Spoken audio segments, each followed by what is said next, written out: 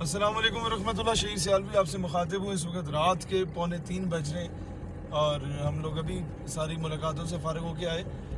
دوبارہ ریمائنڈر دے رہا ہوں مسلمانوں کو 11 ستمبر کو دن 2 بجے جمعے کا دن ہوگا. اپنی مسجدوں سے جمعے کی نماز پڑھ کے قافلوں کی صورت میں، ریلیز کی صورت میں آئیں، اعلانات کروا کے آئیں. مولوی صاحب اعلان کریں نہ کریں، آپ کھڑے ہو کے اعلان کریں. انہوں نے کہا جی سارے حضور علیہ السلام کی عزت و ناموس کا معاملہ ہے، ہم سارے اکٹھے ہوں گے. فرانس میں گستاخانہ کھا کے جو شائع ہیں اس کے خلاف لیاقت باغ راول پنڈی کی طرف سارے لوگ رخ کریں گے، پورے پنڈی اسلام آباد سے، اور وہاں سے ہم فیض آباد کی طرف مارچ کریں گے.